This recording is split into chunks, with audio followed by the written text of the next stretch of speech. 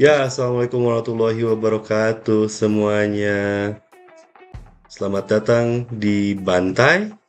Saya Dani dan ini teman saya. Saya Putra. Hmm, Kami di sini akan membantai semua tema-tema yang sekarang sedang berkembang di masyarakat. Tapi kami di sini bukan ahli, Kami juga tidak akan menggurui. Ini hanya obrolan santai saja. santai. Betul, Itulah sebabnya disebut bantai ya, Kang Dani. betul, betul, Kang Ustaz. Ya, untuk tema yang sekarang sedang berkembang di masyarakat ini sangat menarik menurut saya.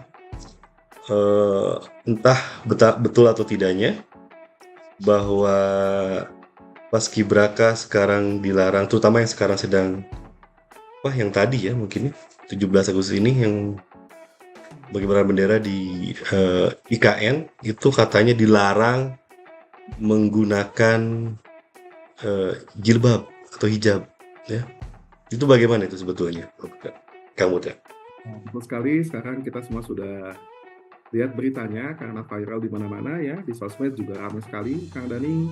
Betul? Kemudian di berita juga diangkat, awalnya adalah ada yang memberitakan bahwa 18 anggota Paskibraka yang bertugas tadi, karena ketepatan kita syuting ini 17 Agustus, itu ada tidak kurang dari 18 anggota yang diminta untuk membuka jilbabnya. Nah, kata diminta ini kemudian bisa didiskusikan ya, karena kemudian ada wacana lain yang katanya tidak dipaksa dan seterusnya, ada yang mengatakan dipaksa. Hanya intinya Kang Dani, bahwa hal ini ternyata malah menjadi ini ya berkelanjutan ya, karena hari ini saja sebelum kita syuting tadi saya lihat berita ada beberapa berita yang menjadi tindak lanjutnya. Contohnya ini dari Glora News ya, nanti ditampaikan.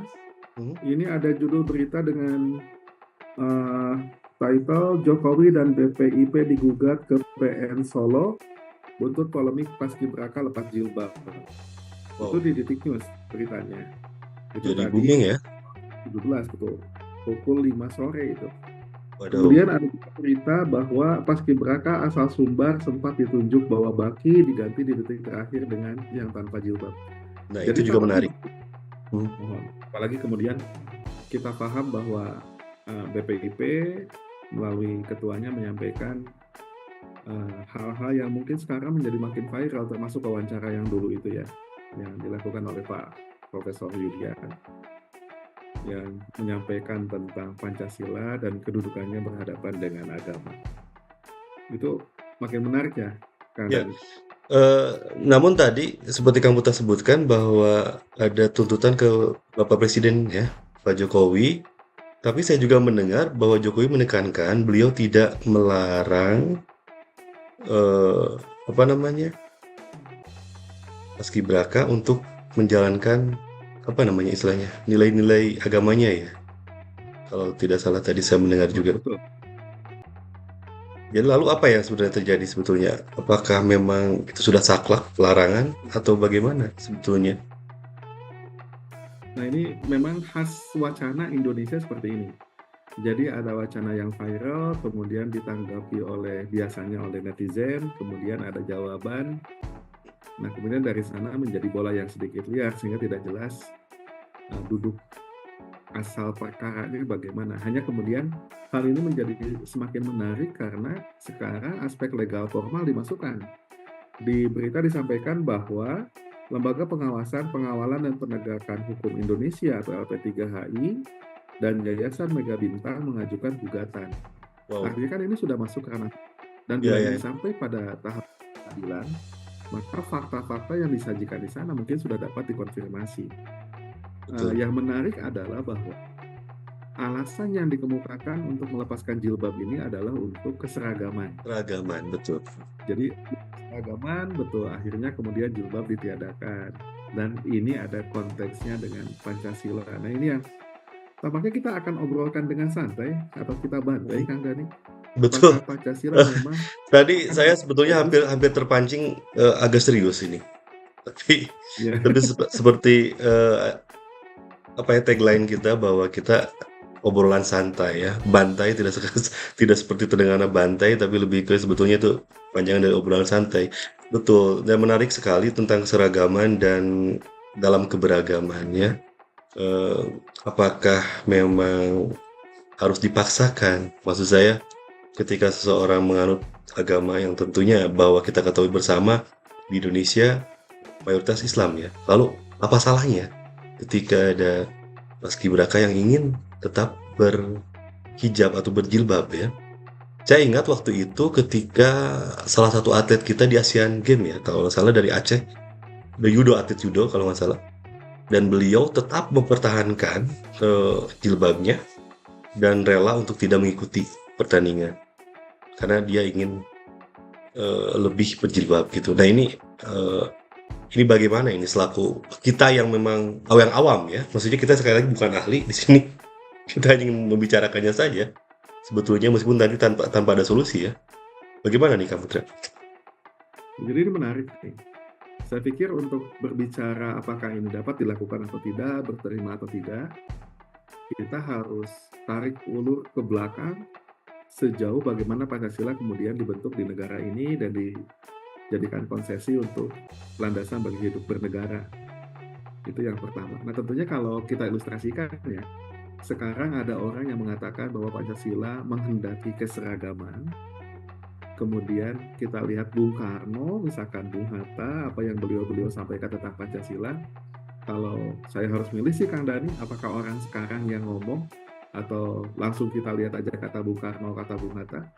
Saya sih akan melihat para pendiri negara ini langsung. Betul, tentu saja ya. Agama dan Pancasila, betul. Dan ini menarik karena kalau kita lihat Garuda Pancasila, ya Pancasila itu ada di dada Garuda, kita tahu gambarnya, mungkin kita bisa tampilkan kembali di sini. Itu dari tameng Pancasila itu yang bentuknya bagaikan tameng. Bagian tengahnya itu adalah gambar bintang yang merupakan simbolisme dari sila pertama. Ketuhanan yang Maha Esa dari sila pertama. Jadi ini tidak ada dalam sudut keempat sudut lain seperti sila 2, 3, 4. Kan ada kepala banteng, ada pohon beringin, padi dan kapas, ada rantai. Tidak di situ posisinya tapi di tengah. Di tengah, betul. Nah saya jadi ingat Kang Dani bahwa walaupun santai begitu ya, konsep bahwa agama ditempatkan di tengah dalam tameng ini mirip dengan yang disampaikan oleh Gerd Hofstede. Hofstede atau ada yang mengatakan Hofstede mengatakan dulu bahwa konsep budaya itu merupakan lapisan-lapisan. Jadi budaya itu tidak merupakan satu lapisan tapi lapisan-lapisan. Oleh sebab itu teorinya kemudian disebut Zweibel diagram. Zweibel itu dalam bahasa Jerman artinya bawang. Bawang itu kan ada lapisan-lapisan. Ya, betul, berlapis-lapis ya. Berlapis-lapis ya. Nah bagian tengahnya itu adalah Werte atau nilai. Setelah itu kemudian kita bisa lihat dalam gambar ini ada rituale, ada helden, ada simbol. Jadi bagian tengahnya itu yang menjadi dasar dari semua budaya, termasuk budaya Pancasila adalah nilai. Dari nilai itu kemudian akan ada ritual atau kebiasaan, lalu akan ada helden atau keteladanan, lalu terakhir adalah simbol. Nah, Pancasila itu intinya apa? Gitu kan pertanyaannya ya.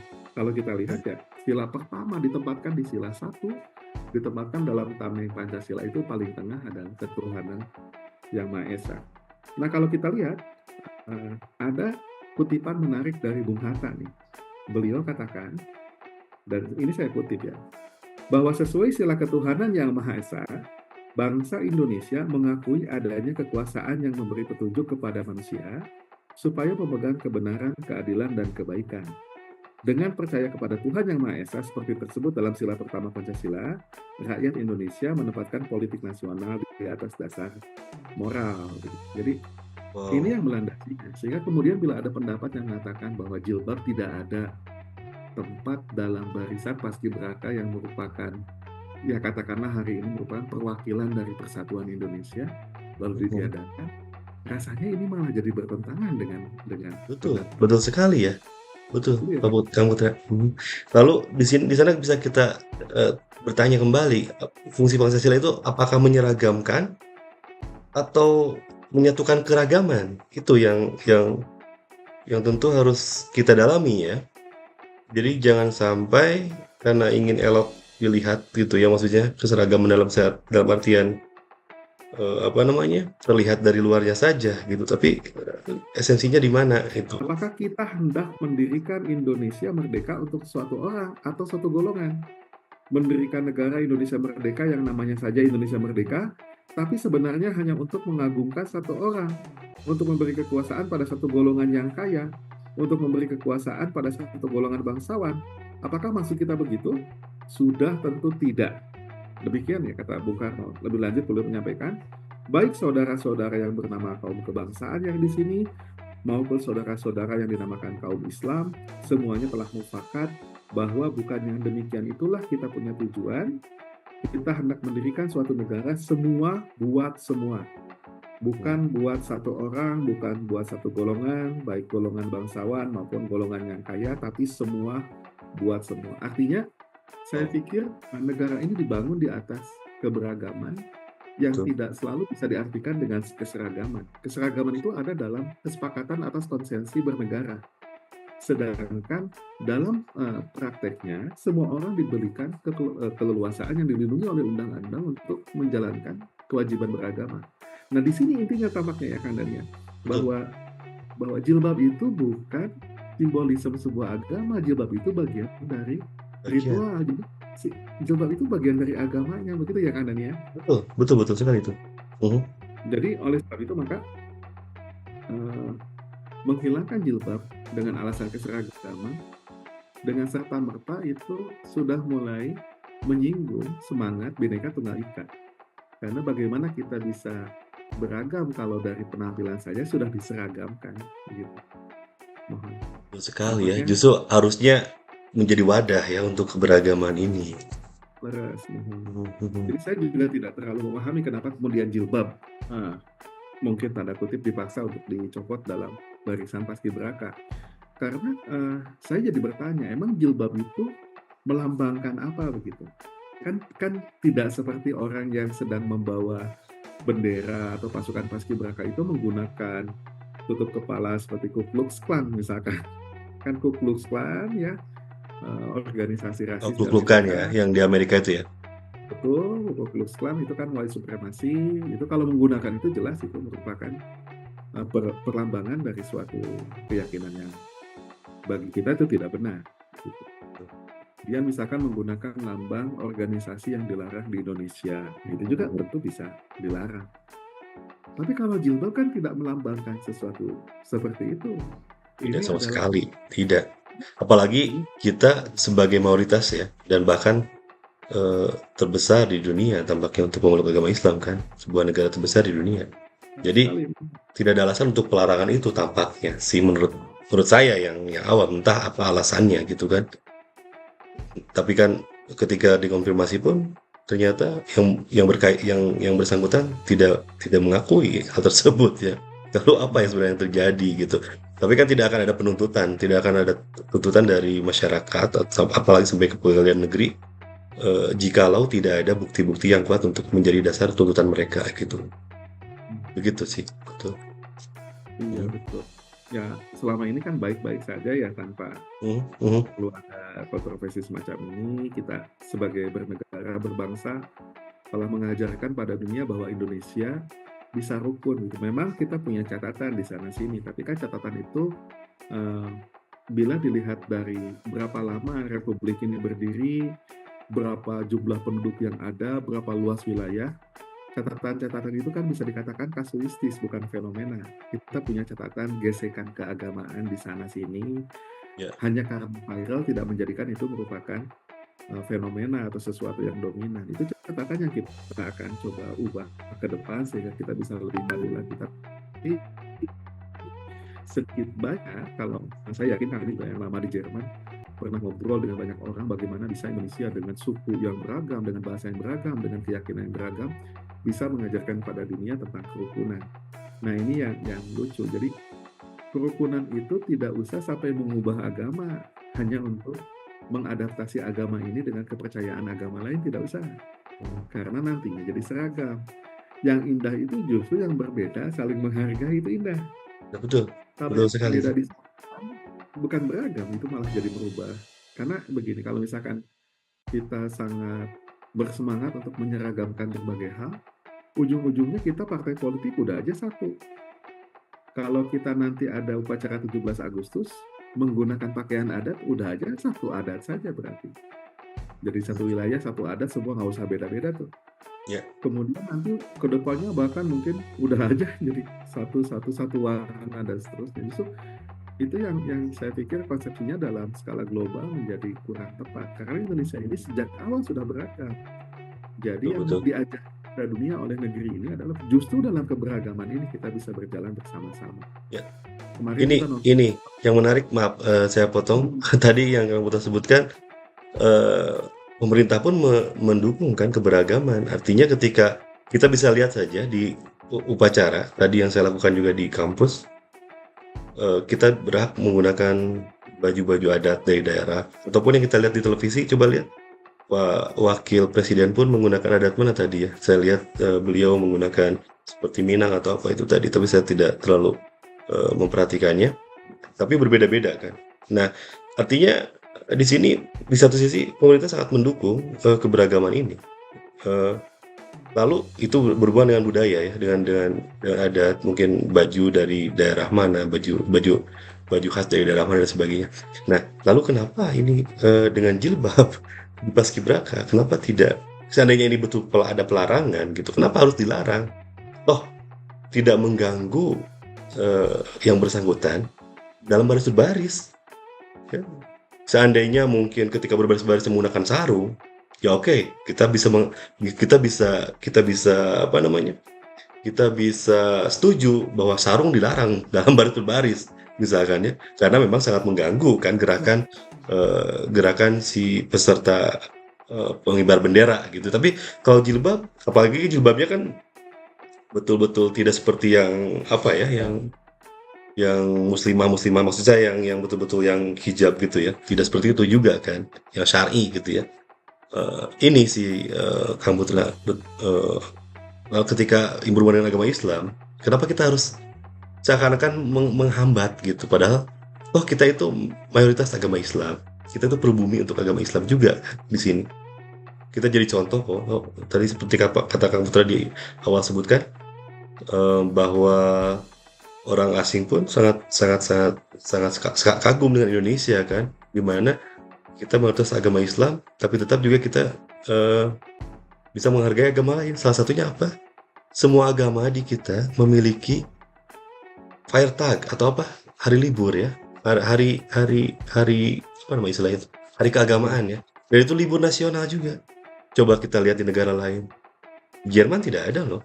Mungkin sekarang sudah ada ya di beberapa kota apa negara bagian Berlin atau di kota-kota besar ada mungkin untuk Idul Fitri misalkan. Tapi sejauh ini tidak ada, dan kita meskipun kita mayoritas agama Islam, hari liburnya hari apa kita? Minggu.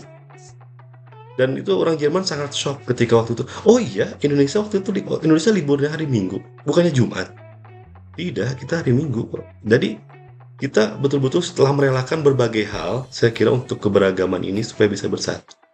Lalu bagaimana? Lalu kenapa untuk hal seperti ini yang memang itu bukan simbol, tapi itu lebih kewajiban sebagai seorang perempuan, kenapa harus diperdebatkan gitu ya untuk kamu? Jangan sampai terbalik lah ya. Dulu kita dikagumi oleh negara lain, sekarang malah jangan-jangan kita jadi ketinggalan. Misalkan di Rusia saja, foto paspor sudah diizinkan menggunakan jilbab. Jadi di Inggris saja polisi wanita boleh menggunakan jilbab. Lalu di angkatan bersenjata negara-negara lain yang kita pandang bukan negara mayoritas penduduknya Islam, jilbab sudah diperkenankan di versi korban negara. Jadi jangan sampai terbalik karena ini negara besar ya, pada negara besar. Betul. Saya punya keyakinan bahwa satu saat kita akan memimpin dunia. Saya entah kenapa dari dulu punya keyakinan itu. Mhm. Negara ini akan memimpin dunia, insya Allah. Namanya harum sejak awal.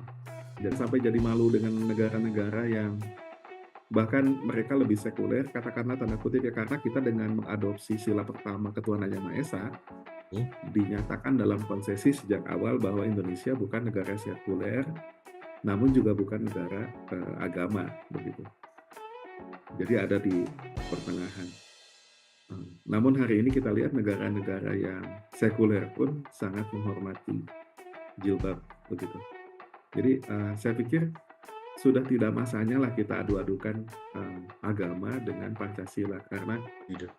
sekali lagi ini konsesi sila satu ada sebagai landasan bagi sila-sila lain begitu ya. Kita Betul. akan ungkapkan yang nyaman-nyaman saja bagi semua pihak.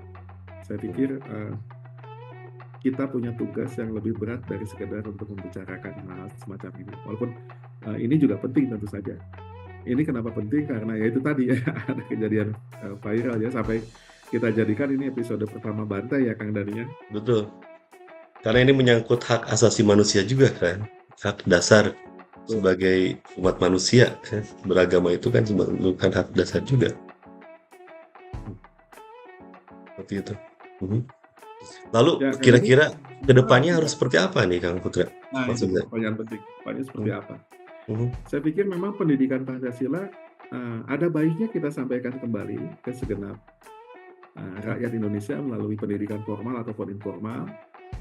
Jadi tidak hanya melalui sesuatu yang sifatnya sekunder begitu ya, karena sekali lagi ini adalah landasan negara kita yang harus dipahami bersama-sama.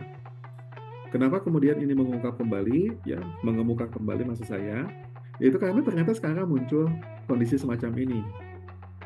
Tadinya saya agak khawatir bahwa ini akan memecah negeri ini menjadi dua kubu, yang mendukung dan yang menolak. Tapi ternyata alhamdulillah kalau kita lihat overall sih di semua lini masa di media ataupun di sosmed, tampaknya orang-orang tidak berkeberatan sebetulnya ada paskibraka menggunakan jilbab gitu ya. Tidak seperti kata Pak Dadi tadi kalau misalkan kita menggunakan sarung gitu ya, bisiti kojot gitu kan, betul. disingkir diseret, Dikadawat gitu bis ya. iya. Jadi jilbab itu tidak mengganggu secara teknis dan kemudian juga kita harus pahami bahwa bagi umat Islam jilbab ini merupakan bagian dari keimanan, bagian dari ibadah itu sendiri. Ini Iya, iya. bukan Takwa ya. boleh tidak digunakan. Ini teh sesuatu yang dipahami. Bahkan dalam Islam itu ada dalam surat Al-Ahzab ayat 59, dalam surat Al-A'raf ayat 26, dalam surat An-Nur ayat 31. Jadi ini tuh ada di Quran begitu, Ada, betul. di kitab suci. Jadi ini merupakan eh, sesuatu yang sifatnya core dalam keimanan umat Islam. Jadi tidak perlulah seperti ini tahun-tahun lalu juga kita rukun-rukun saja. Sekarang juga masyarakat tampaknya rukun-rukun saja. Untuk kedepannya mungkin ada baiknya kita pahamkan ke generasi muda bahwa Pancasila sebagai sebuah konsep itu begini-begini begitu ya diletakkan dalam makna dan proporsi yang relevan dan sesuai dengan kesepakatan yang dibuat oleh founding fathers negeri ini. Ya, Jadi kita paham lah. ya betul ya. Sangat disayangkan memang setelah berpuluh-puluh tahun kita merdeka dan di setiap acara kenegaraan paskibraka juga selalu ada yang berjilbab. Baru sekarang memang terdengar dipermasalahkan. Jangan sampai ini menjadi apa ya, wendepung gitu, jadi apa ya, titik titik apa namanya itu, titik balik ataupun Balik ya. titik start gitu ya seseorang untuk atau menjadi perpecahan. Sangat disayangkan bahwa untuk bukan suatu hal yang kecil tapi ini sangat krusial menurut saya tadi. Sekali lagi ini bukan simbol tapi lebih ke kewajiban, bentuk dari keimanan ataupun ketakwaan dari seorang muslimah. Jadi memang tidak ada hubungannya dengan hal-hal lain yang mungkin berkembang di masyarakat ya, di barat misalkan suatu yang negatif dan sebagainya. Tidak seperti itu kan. Jadi mudah-mudahan siapapun itu yang pemegang kekuasaan, ya maksudnya kebijakan lebih bijak lagi tentunya dalam memutuskan sesuatu itu. Seperti itu. Iya, kamu tampaknya memang obrolan santai kita temanya yang dianggap kita santai berat juga ya untuk kita bicarakan ya. Ujung-ujungnya pakai teori juga ya. Kenapa? Ya ujung-ujungnya pakai teori juga kayak Hofstede dan seterusnya. Iya, ya tentu untuk lebih meyakinkan argumen kita kan, untuk menambah juga pengetahuan kita juga bersama. Saya baru tahu juga tadi ada teori Zweibel. Misalkan kata Zweibel saya sangat tahu bahwa Zweibel itu bawang itu kan berlapis-lapis. Dan ya mudah-mudahan tentu banyak hal lain yang bisa menjadi masukan ya untuk kita semua di sini. Mungkin terakhir Kang Putra, kesimpulan dari yang bisa disampaikan dari polemik ini ataupun dari tema yang sedang berkembang di masyarakat sekarang ini kira-kira apa ya, Kang? Jadi kita bersepakat kan di kampus juga yang saya tahu Kang Dani udah mulai nih. Jadi Kang Dani itu pembina kemahasiswaan berapa tahun? Yang saya dengar sih anak-anak dikasih tahu kalau ada mau kegiatan kemahasiswaan hari Minggu, tolong siapkan rencana yang adil untuk mahasiswa-mahasiswa yang harus beribadah di hari Minggu. Lalu disampaikan juga ke himpunan mahasiswa. Cobalah kalau ada hari libur nyepi, walaupun tidak ada yang merayakan, tidak usah ada kegiatan di hari libur Ya, itu, begitu kan. betul-betul sekali. Jadi kita mulai betul, karena negeri ini besar. Keberagaman kita itu modal, bukan Betul. hambatan kita. Keberagaman kita itu modal. Negeri ini besar.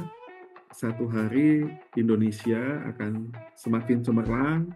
Kalau istilah pemerintah menjadi masa emasnya gitu. Dan untuk menuju ke sana, keberagaman ini harus dijaga agar kemudian menjadi kekuatan begitu. Mohon. Mungkin itu terakhir dari saya Kang Dani ya. Wow.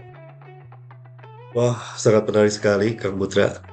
Terima kasih dan mungkin ini juga akan menjadi anregung ya ataupun pemantik ya. Saya kira bagi diskusi-diskusi selanjutnya yang bisa teman-teman tentunya teman-teman Bantai di sini bisa tuliskan nanti di komentar ya. Dan kita lanjutkan diskusinya dan saya yakin kedepannya pasti akan ada titik temu yang lebih baik bagi semua pihak ya, tanpa ada melukai siapapun, sehingga juga tentu negara kita bisa lebih damai, aman, sentosa, karena hal-hal tersebut juga sangat menentukan keberlangsungan sebuah negara. Ya baik, terima kasih Kang Putra atas Terima kasih Kang. diskusi yang saya kira sangat menarik ya, temanya ini, tema pertama kita ini, dan mudah-mudahan juga berkenan di para penikmat dunia maya ataupun YouTube, terutama di sini. Baik teman Bantai, jangan dimarahi, jangan dihujat. Ini hanya obrolan santai selepas pulang kerja. Salam Bantai.